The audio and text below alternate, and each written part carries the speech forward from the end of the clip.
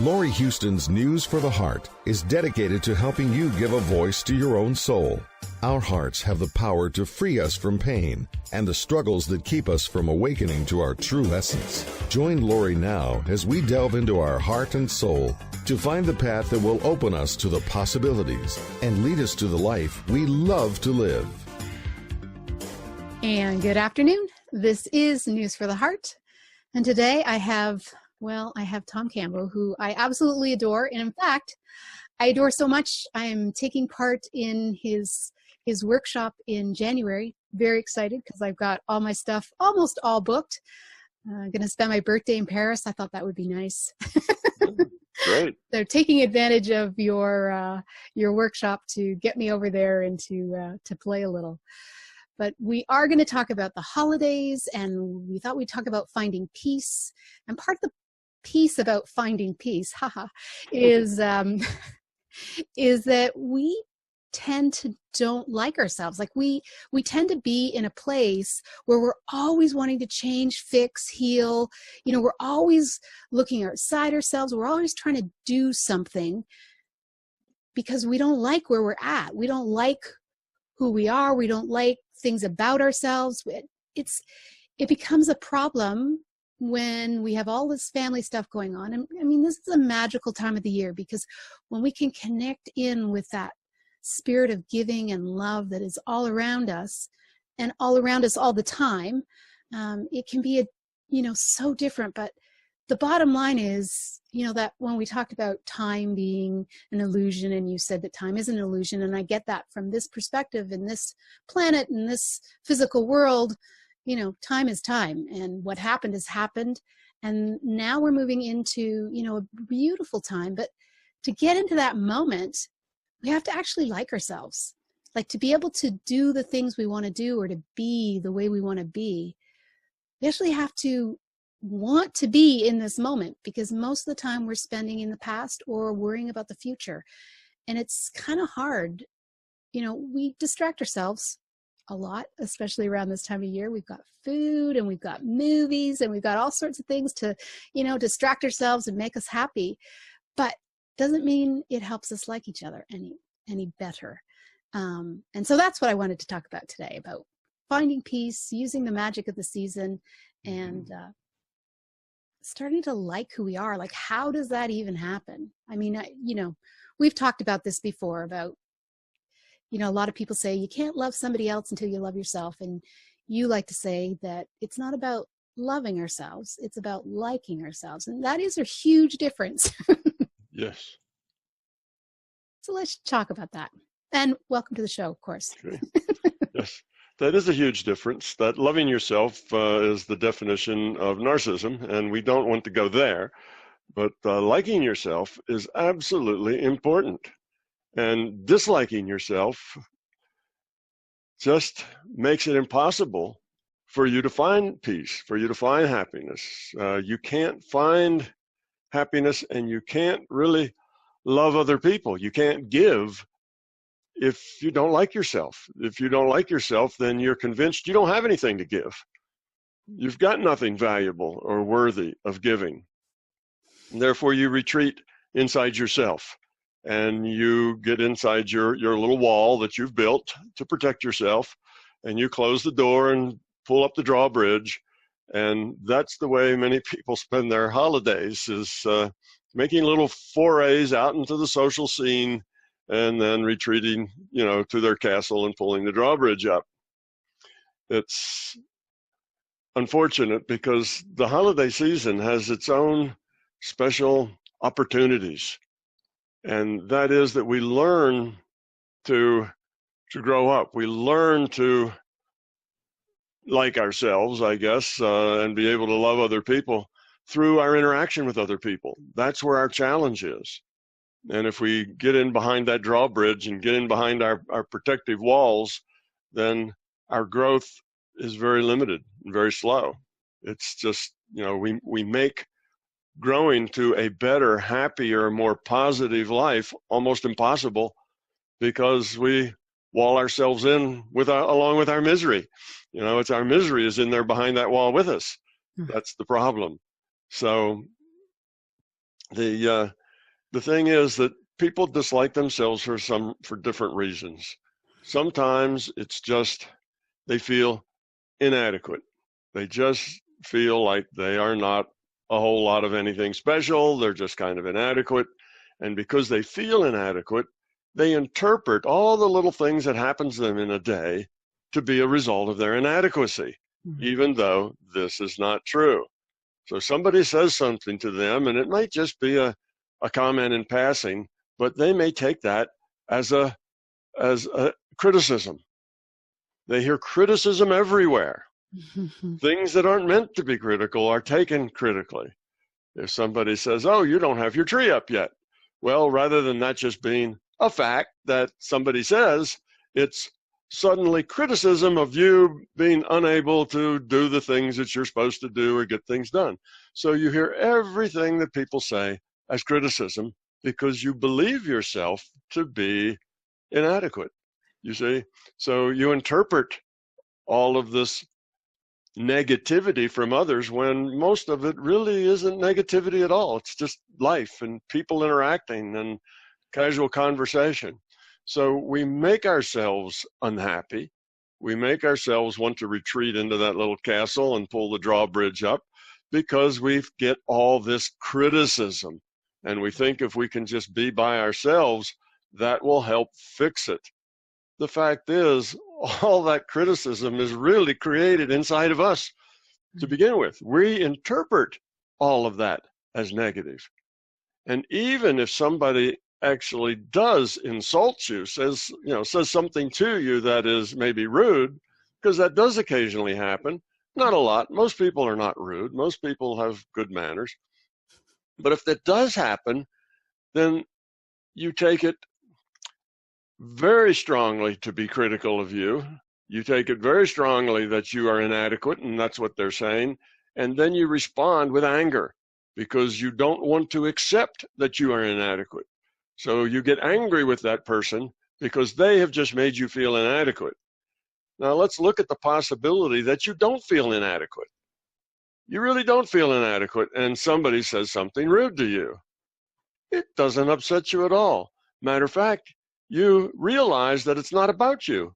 It's about them. It's about the speaker. It's not about you at all. It's about the speaker's perception.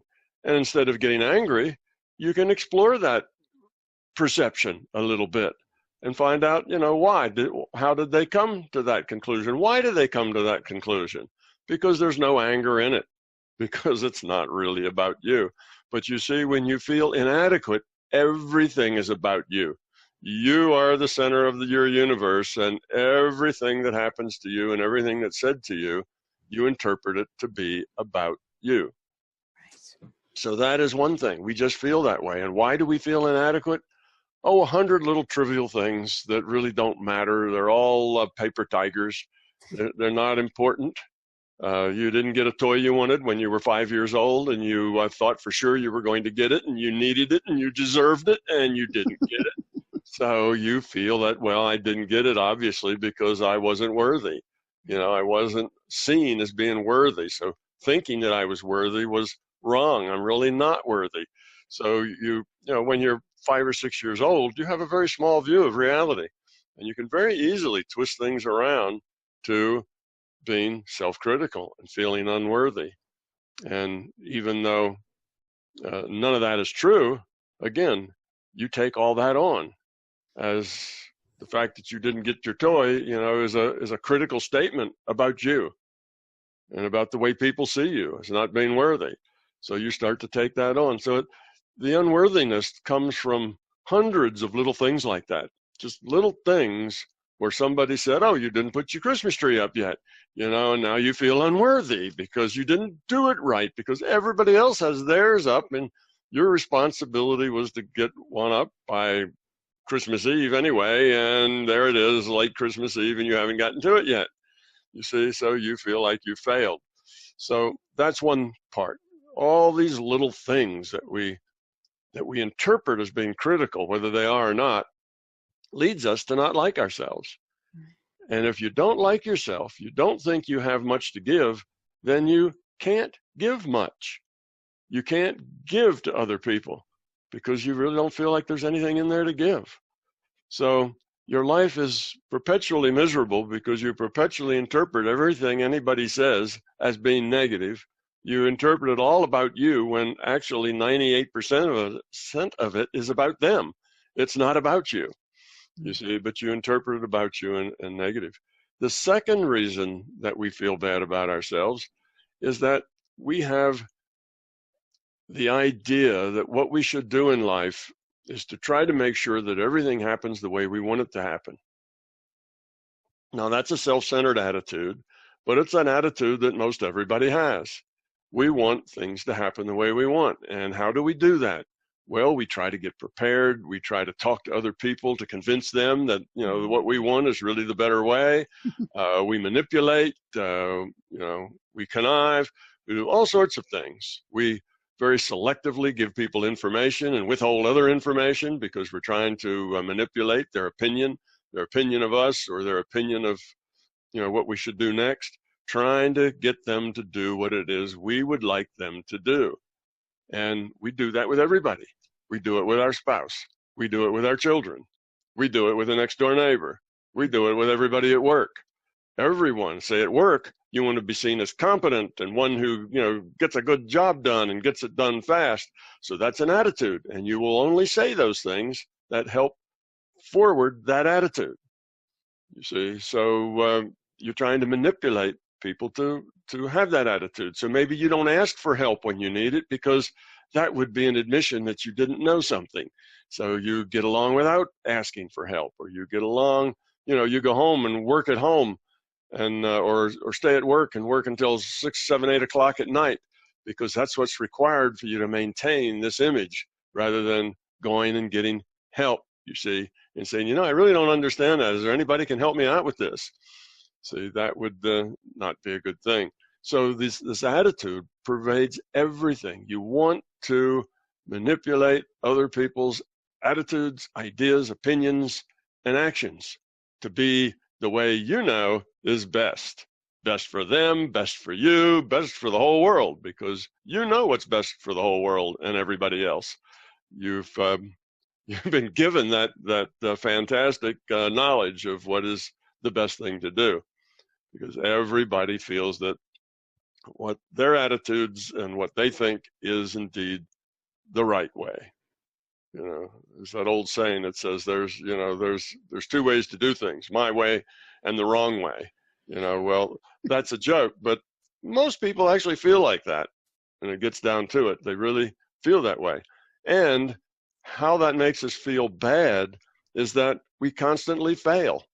We cannot manipulate everybody to see life and situations the way we see them. We can't manipulate our kids to come home and do their homework and study hard and, you know, do these kinds of things when they'd rather come home and watch TV or goof off or play with their friends. And we'd like for them to do that because we know that's part of their process for making good grades, getting into a good school, getting a good career. And we want all of that for them, so we start pressuring them and manipulating them and threatening them and doing everything else we can to force them to act and be the way we want them to be. But we mostly fail because people don't like to be manipulated. And when they feel they're being manipulated, they push back. So pretty soon, your child would do anything other than homework, because homework is what he's been told he must do, and the only way he can maintain his own self-respect is to push back from being pushed. Otherwise, you see yourself as just somebody gets pushed around, so you push back. So here we have, you can imagine this, here we have all 7.5 billion of us, and we're all trying to manipulate each other to be the way we know is right. And we all feel manipulated, so we're all pushing back against all the other people who are trying to manipulate us, and we're trying to manipulate them, and they're pushing back on us. So you see how dysfunctional that sounds. I mean, it just doesn't sound like it's going to go anywhere good anytime soon. So your experience is that you fail. Your kids aren't doing what you want. All right, now you're a failed parent because, you know, they refuse to do their homework, or they refuse to take the academic curriculum. Instead, they're taking the farmer's curriculum or something else. And so now you're a failed parent, and your spouse doesn't do what you want. They throw their clothes around on the floor, and then you have to pick them up, and that's not what you want. And your mother and your mother-in-law and your sisters, they're not doing what you want either. And the people at work are not doing what you want. They don't recognize your brilliance, and they don't see things the way you see them, and they don't want to take the opportunity that you see that they should, and on and on and on and on, you see. So we start feeling failed because we can't manipulate the world to be the way we want it. Well, the problem with that is that trying to manipulate the world to be the way you want it is just your fear and ego talking. It's your arrogance talking that the best way for people to be.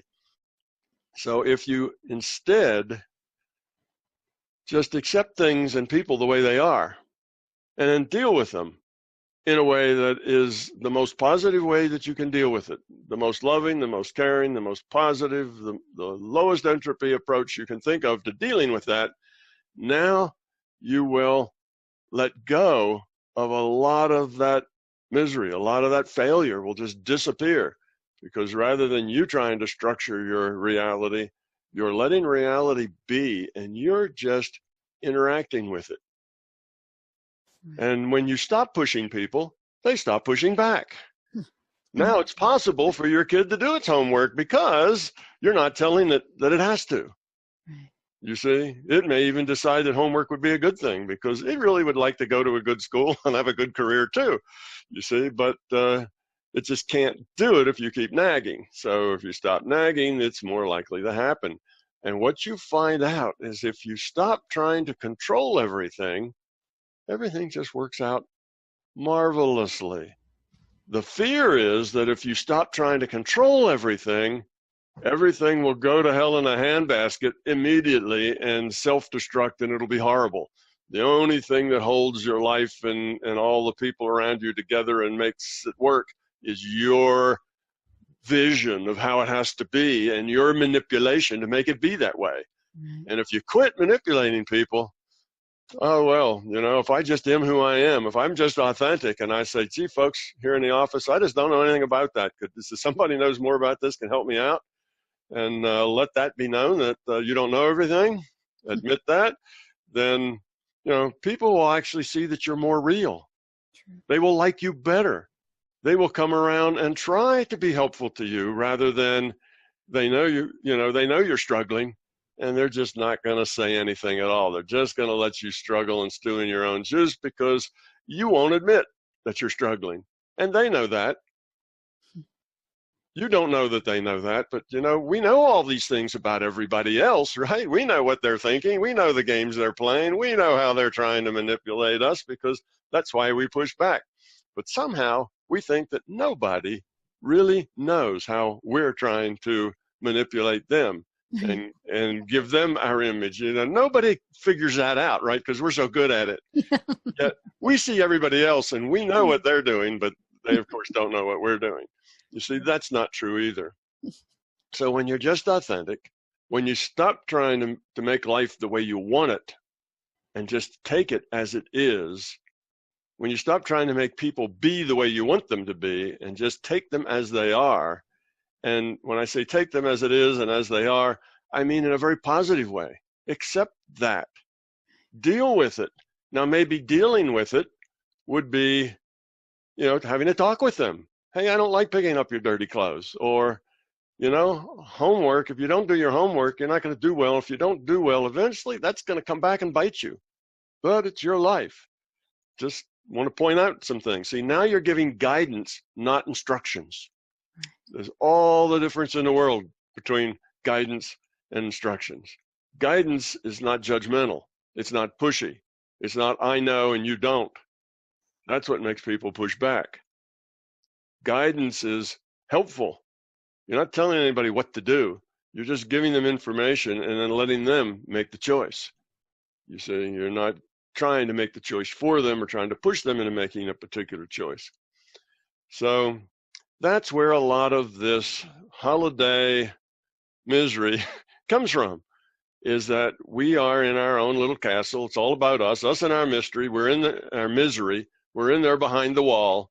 And we know that when we go to that dinner with all those relatives, that it's just, those people are ridiculous and they just won't do anything I tell them. And, they won't listen to me and so on. And they have their own dysfunctional ways. And I don't want to be a part of that.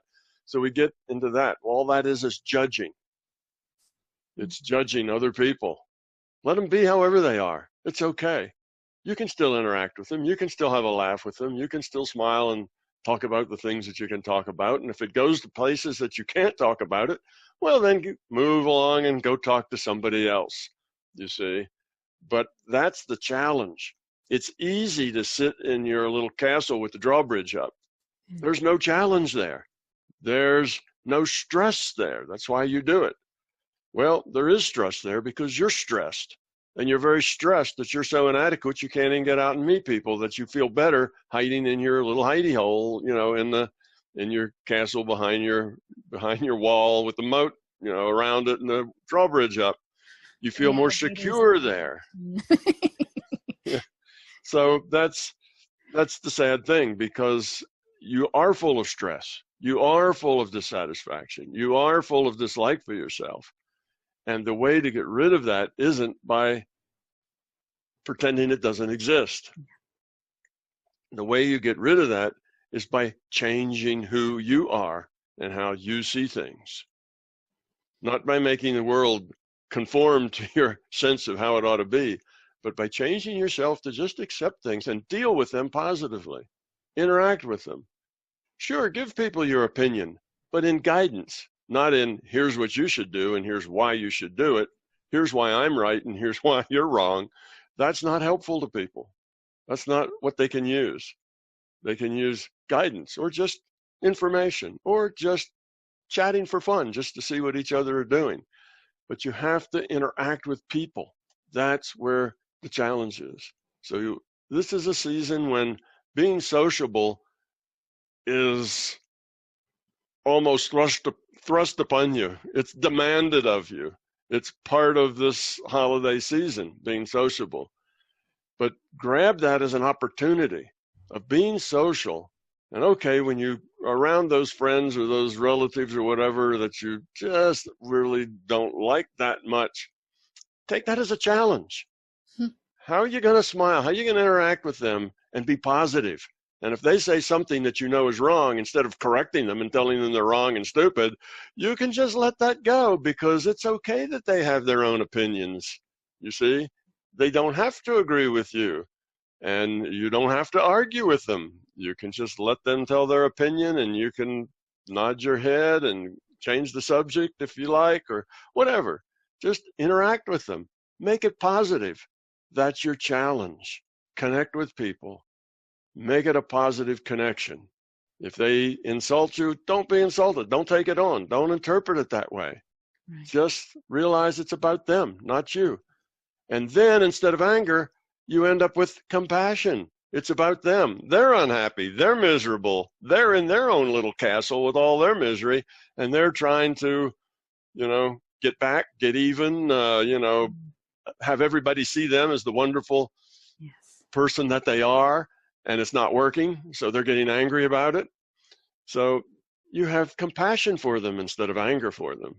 And you don't want to say things that push their buttons. You avoid things that push their buttons. And you don't have any buttons anymore, because you don't, you've given up that fear, that sense of self-inadequacy. That's where all your buttons are. People pushing your nose in something you know is true deep down, but you don't want to admit, and therefore you deny, and the way you deny is fight back, push back, get angry.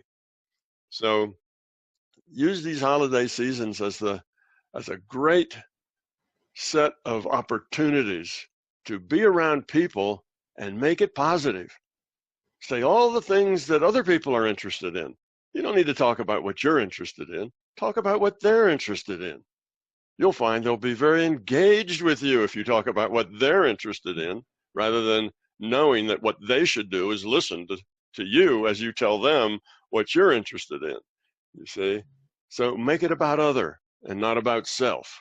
and see how long you can last, you know, at all of these parties and social events and family gatherings, and just see how well you can do to get through all of it positively. And I will predict that if you do that, even if you're just doing it from your intellect, even if you're just trying to do it, you haven't really changed yourself, but even if it's through your intellect, by the time you get at the end of it, you won't have that depressed, unhappy feeling that makes you want to go get in your castle and, you know, pull the drawbridge up. You won't have that. You'll feel like, hey, you know, that wasn't so bad. Okay, yeah, those people are all messed up, but it really wasn't so bad. It was kind of nice seeing, you know, Uncle Fred and Aunt Susie that I hadn't seen for 3 or 4 years, and all of that was nice, kind of catching up with things. And you'll start to find the good parts about it, and you'll stop dwelling on the bad parts about it, and the whole character of it will change. And then by the time we get to the holiday season the next year, you will be more positive about going out and interacting. So finally, though, it has to get out of your intellect and down into who you are. You have to give up being dissatisfied with yourself. You have to give up being inadequate, feeling inadequate. Because the fact is, you're not inadequate at all. You just believe you are. It's a belief. If you act inadequate, that's the belief. You're doing that. It's your reaction to your feeling inadequate is what makes you act in ways that people see as inadequate. We are the ones that make choices, and we tend to push ourselves to be somebody other than who we are. We need to be authentic. Just be who you are. Let other people be who they are. See, the problem is when people says, all right, I'm just who I am, and I know I'm got it right and I understand everything, so everybody else needs to be the way I am. Because again, you're either the way I am or you're wrong. You're not doing it right. You see, that's a problem. Just be who you are and let everybody else be who they are. That's the key. And if you can do that, you're going to enjoy this holiday season. It's going to be fun. You're going to meet a lot of people, and you will realize that most people out there are just struggling like you are, trying to get along the best way they know how. And then comes the empathy for them, because yeah, they do the same thing. They feel the same way. So get a new attitude toward this holiday season and go have fun with it. Enjoy it. Meet those people that you don't like, but in this time, meet them rather than judging them all the time that you're meeting them and pointing out in your own mind all the ways that they are, you know, not right and inferior and screwed up. Let all that go. That's all negative junk. Just let them be who they are and interact with them on that basis in a positive way. Don't push any of their buttons. Talk about things they want to talk about. You see, that's giving. And you can only give if you feel that you are somebody that has something to give. You see, it all comes back together. When you feel miserable about yourself, you don't have anything to give. It's all about you. You can't give anything. You can only take because you want. You're dissatisfied. You're not fulfilled. Things aren't the way you want them. You see, that's the problem. So you need, you want. That's your ego. That's your fear. When you get over that ego and fear, then it's easy to let everybody be who they are. You don't have all of those needs and wants and things that you people, you don't judge people. You let them be. Judging them is useless. It's not helpful to be, talking about people and saying why they're negative and why they're wrong and why they shouldn't be the way they are. That is just you not being the way you should be. And we only judge people because they're our own judgments, right? Yes. All the things that are wrong is because we aren't doing them right.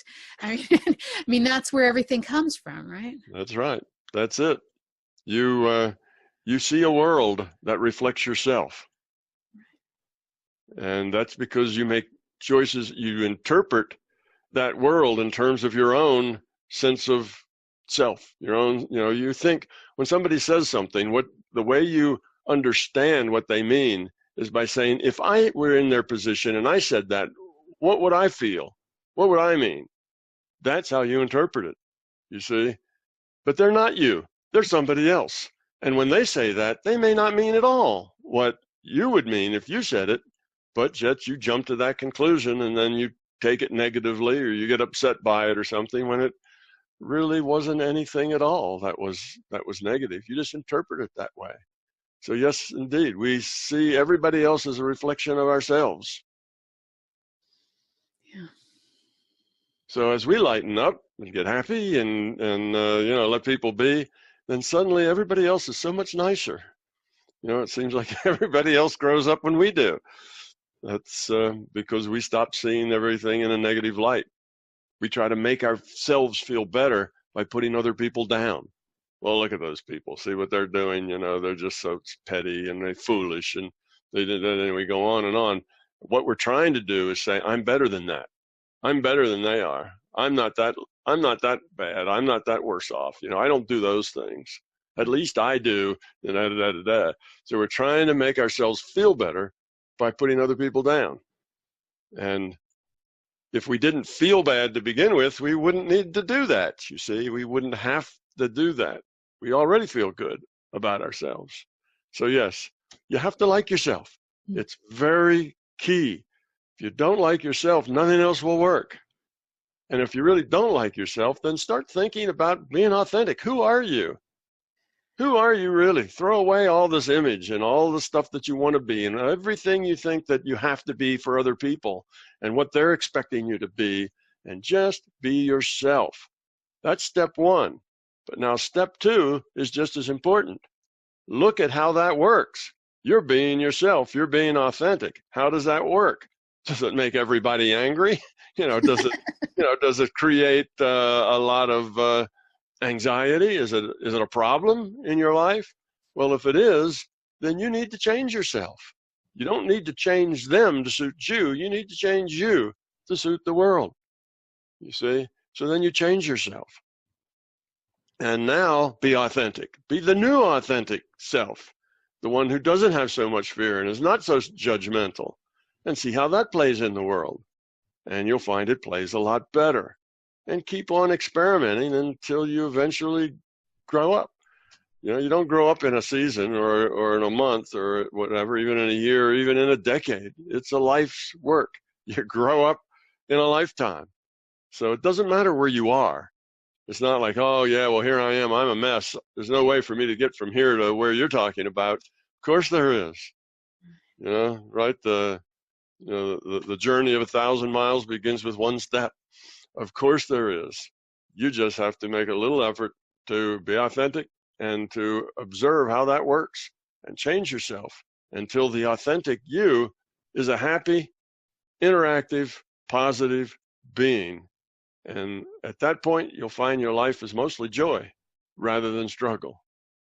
It's mostly happy. And even the things that are tough, you meet them and handle them well.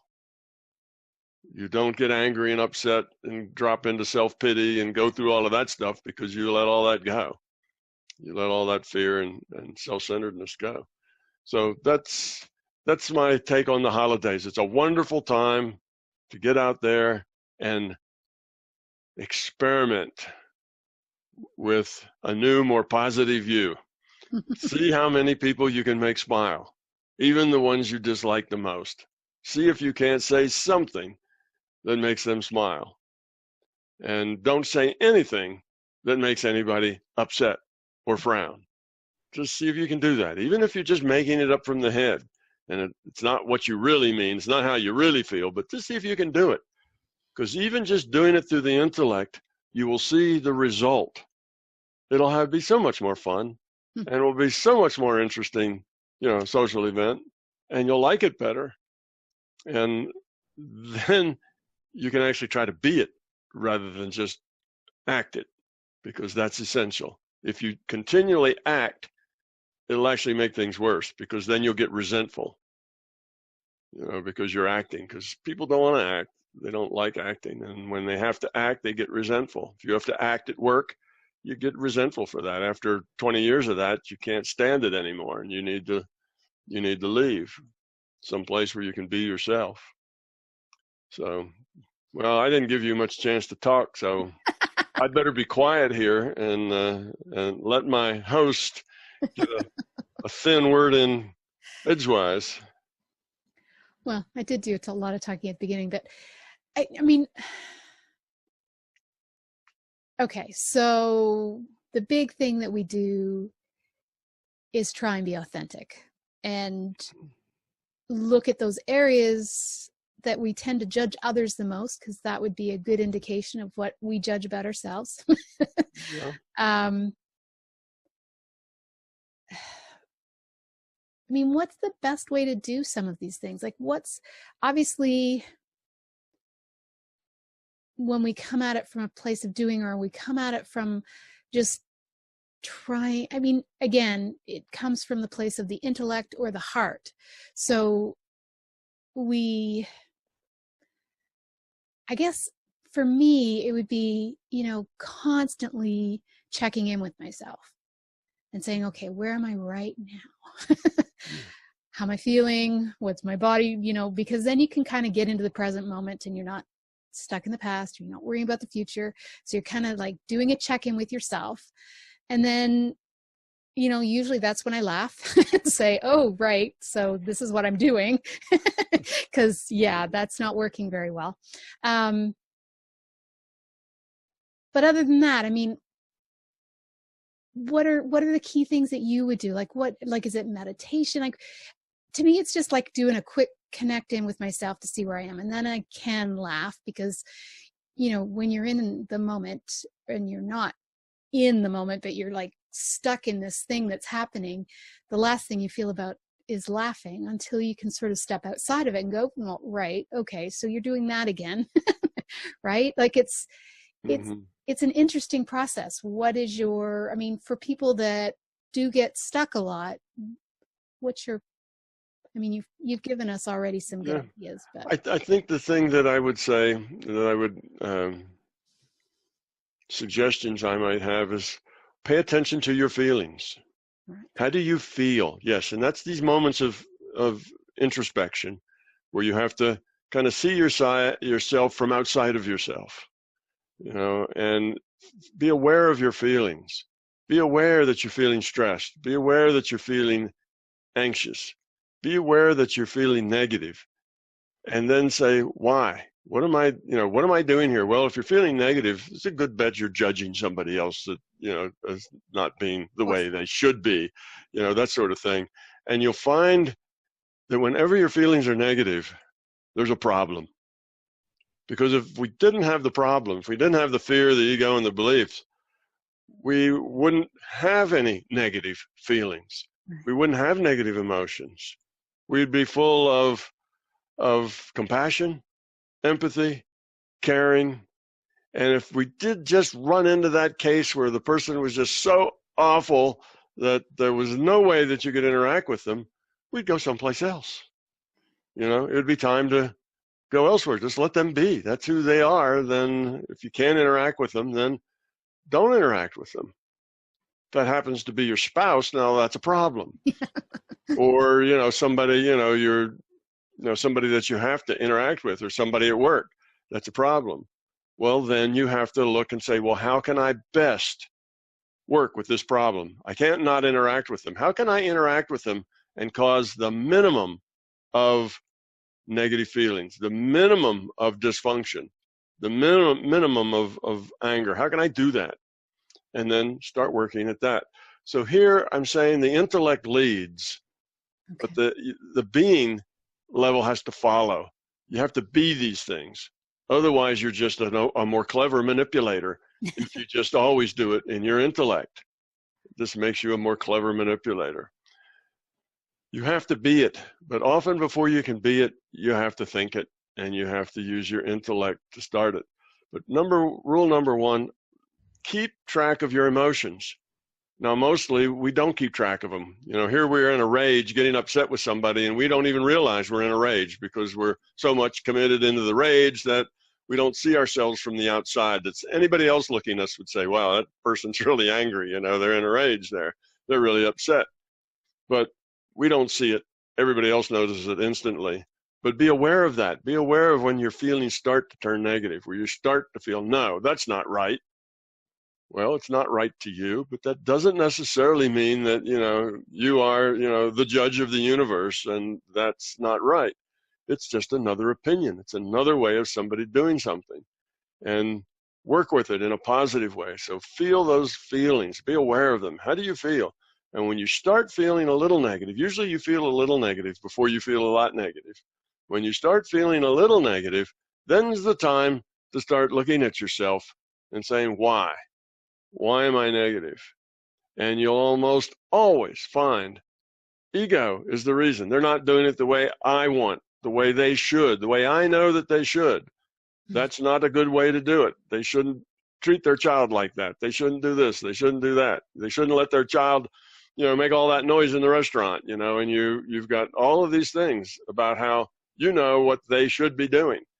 And as soon as you realize that, just tell yourself, stop it, you know, cut it out. This is life. People are how they are. They make their own choices, and we try to deal with those choices in the most positive way possible. Because as we start getting negative, that negativeness builds. All right, we're in a restaurant and there's a baby crying or a couple of children squabbling at a table, and you start feeling annoyed with them. Well, that little annoyance gets worse and worse and worse to where you're so focused on all the annoying things they're doing, you don't even see anything else. Yeah. You're not even aware of your food. You're not aware of talking with anybody else. You're just totally consumed with this annoying thing going on, and why those parents leave those children doing that. What is wrong with them? They need to take those kids outside, or, you know, whatever. And pretty soon your negativity has consumed you. And that's the only thing going on in your life right now, is that annoyance. And then you walk out and, you know, they ruined my entire meal, you know. Well, they didn't. You ruined your entire meal because you focused on what was annoying to you. They didn't ruin it. You ruined it. You could have just said, well, sometimes it's like that, you know. Sometimes you go to a restaurant and it's just something like that happens. It's life. How am I going to make the best out of this? Well, you just focus a little more tightly on the conversation that you're having. You know, you get into other things and let that drop off in the background. You may have to talk a little louder to get over the noise, but that's okay. You continue on. You focus on your food and, you know, how good it is, or how nicely it was done, or whatever. You look around for the positive things and you focus on those and let the negative stuff fall off into the margins, be in the background. That's how you deal with that positively. You see? So it's not that somebody else makes you miserable. You make yourself miserable. And you can be aware of that when you get aware of your feelings. Am I feeling anything negative? And negative means not positive, not full of joy. It's not a happy thought. Am I thinking, how annoying? That's upsetting. Those people aren't doing it right. All that's negative. All the complaining is negative. If you're a complainer and you're complaining about things, oh, look over there at those people. See what they're doing? You see, that sort of thing. It's all negative. And as you catch yourself doing negative things like that, where you're judging, putting others down, looking at all the horrible things that are in your environment and how much they annoy you and how awful people are that they let those happen, and on and on and on, all you're doing is making yourself miserable. You say, here's something miserable in my life. Well, let me really focus on that and be as miserable as I can possibly be. Maybe I can even get it to the point I'm so miserable it'll ruin my whole evening. You know? And I'd rather just go home and go into that castle and put up the drawbridge. right. I'm just going to get in where it's nice and secure and we don't have idiots to deal with, and I'll just be there. But see, you're not there. You're sitting in your castle with the drawbridge up, steaming, revisiting it, So not only do you focus on it while it's happening, you take it with you back to the castle. And for the next 5 days, everybody you meet, you tell them about it. You won't believe what happened to me last night when I went to this expensive restaurant. You know, you tell everybody about it. You repeat it. You carry it around, you know, like a cross you're dragging, right? It's just, you make this an important part of your life. Negativity, you see? And then that's your life. So then you find out that your whole life's like that. You complain constantly about people aren't doing it the way you know they should. And your life becomes a series of complaints and unhappy things. You start feeling sorry for yourself that you have to live in all this awful place with these awful people, and that everybody's rude and nobody appreciates you. And that then leads you to depression, and pretty soon you don't want to go out of your castle anymore because you're depressed. And no, I'll just stay here, keep my walls up, my drawbridge up, and that's just going to sit here. And that's the only thing I can do because everything else is more painful. Well, that's your own negativity that focuses on the bad things, focuses on the stuff you don't like, and then repeats it and tell everybody and bring it up and think about it at night when you should be sleeping. And it's like you've put your arms around it and you embrace the negativity and can't let it go. Well, pretty soon there's no room for anything positive. You're so full of negativity that the positive stuff can't even slip in there. Besides, that positive stuff, it probably wouldn't last anyway, and it's too good to be true, so it's not really positive. Watch, if I started that relationship, it's just going to turn out like all the rest. So you're even negative about what's positive. See, you can find fault in positiveness. So at that point, then you're kind of lost. How are you going to turn that around? How you ever be happy? You can't. You'll just be miserable and unhappy until you change yourself. You create that negative thing. So big thing, number one, be aware of your emotions. If any emotion is stressful, anger, displeasure, judging, all those things, everything that isn't joyful, if it's not happy and joyful, then it's a problem. So as soon as you feel those things, how am I going to make my kids do their homework? How am I going to make my kids eat their vegetables? How am I going to do this? How am I going to do that? How am I going to trick them, force them, cajole them into doing what I want them to do? Well, if you have that attitude, you'll just make it harder. I mean, maybe you can threaten them, maybe there's something that you can take, you'll stay in your room until, this or that. Maybe there's ways you can do that. But in the long run, that'll turn out badly. That will ruin the relationship. That'll make it difficult for them. Now you're giving them sense that they have failed and that they're not good enough, and then they'll grow up and be negative and be complainers too, you see, because you are with them. So yes, it may solve the problem. You may get your way in the short term, but you're going to lose, and so are all the people around you going to lose in the long term. And just the opposite happens. When you're positive and you're caring and it's about everybody wins. Not only do you win and you're happy, but everybody else is a little happier and a little more positive too. So it works both ways. So those feelings, when you feel down, when you feel unhappy, when you feel, oh, it's not worth it, got to get dressed up, it's cold outside, it might rain later, and I'm going to have to go and talk to a bunch of people I really don't want to talk to.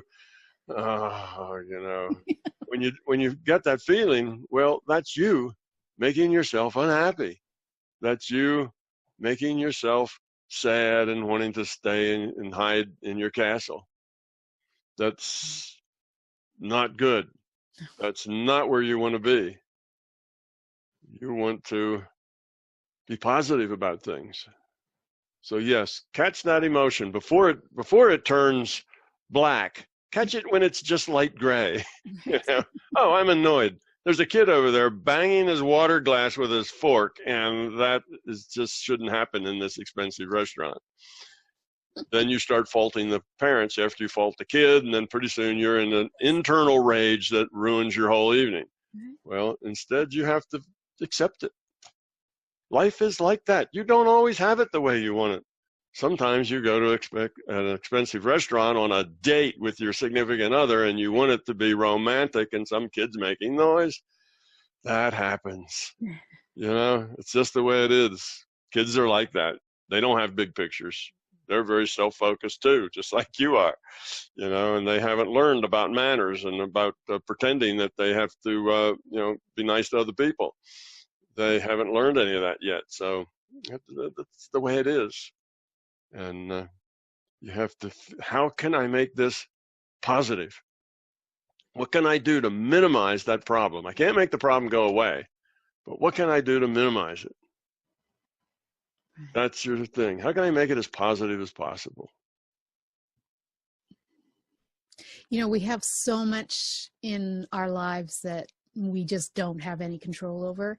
And that's the thing that we sort of have to accept. Yeah.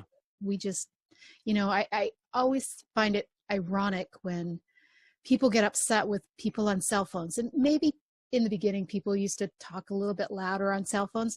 But what's the difference between someone having a one-way conversation with someone other than, two people having a two-way conversation? I mean, it's like they're still talking. I mean, it's but yet somebody thinks that's rude. And it's just interesting because we have our own, we have our own opinions. Somebody said, well, talking on the phone when there's something going on, it's just rude. It's like, but when we pick up these little things that we seem to just like nag us and nag us and nag us. And it's so silly when you look at it from a different perspective. I mean, it's just. Right. Well, we think that when somebody is talking on a cell phone and they are there, they should be interacting with us. I mean, that's why they're there. We all went to dinner to talk to each other. Sometimes it's a stranger that we're getting mad at that's on the other table that's talking having a conversation, right? It's like, or, you're on a bus and someone's talking on their cell phone. It's like, yeah, okay. So maybe on the bus, you're not always with friends, but still it's interesting. Like it's interesting the things that really tick us off. And if we look at them logically, I mean, they don't make any sense, right? No, they don't make any sense at all. None at all. The rule are when you get on the bus, or get on the subway, nobody says anything, right? I guess. Everybody needs to be silent. But that's silly. It is. Right? It's life, there's life going on there, people need to be people, and you need to not be so set in your ways that you cannot allow people to be who they are. Otherwise we live in this very conformist society, and there's all these rules, and everybody acts like this, and then everybody has to wear the same color shirt, and have the hair the same length, and girls can't wear pants, and they can't cut their hair, and guys have to wear suits, and we can get back to that conformist reality where there are all these rules that told us how we had to interact and how we had to be. Well, sometimes that's civilizing, because the rules maybe make it easier for everyone to do their own thing in their own mind, but it's not necessary. Right. There's value in diversity. There's value in people just being people. There's valuable in you being able to engage life and the world as it is, rather than needing it to be the way you want it. Let it be the way it is, and do that with joy. Okay, somebody's talking on a cell phone at the next table. Well, if they're shouting, then maybe that's a problem. But I don't think that's the case. No. I think we tend to be we tend to be eavesdropping is the case. And we can't hear the whole conversation. Right. We're only hearing one part. Right, and it annoys us, right? Yeah, we're eavesdropping, and we're saying, oh, listen to that. They're talking about such and such a thing, and then we get annoyed because we don't get the other part of the conversation. So that's it. The whole thing needs to be quiet and go away, because we can't participate in it, even if we're participating silently. Yeah, it's something outside of our ability to participate in, but it's in our space.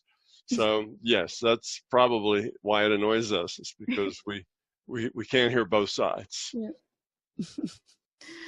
All right. So getting back to the magic of the season, it's all about giving. It's all about caring.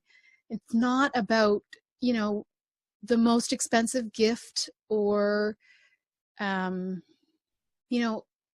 it might be about being more thoughtful, but like this energy that's here, that's available. I mean, it's available all the time, but something about this time of the year makes it just, I don't know, I guess it's nostalgic, or it's, you know, us thinking back to a time when we really believed in magic and we sort of lost that magical belief that things can just.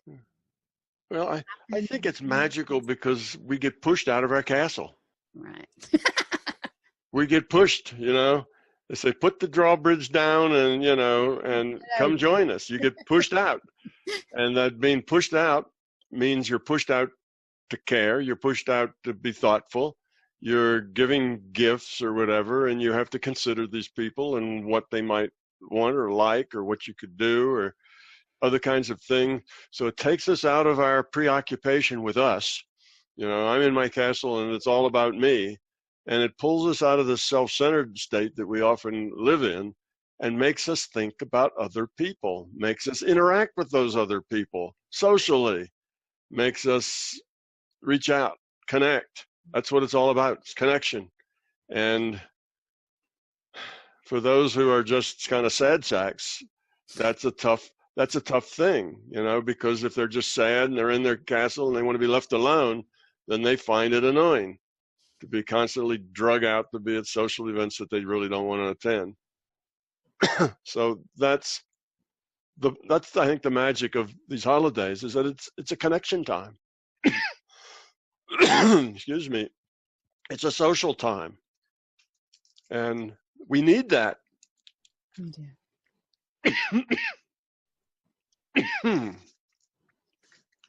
Well, we've talked till the cough started. We have.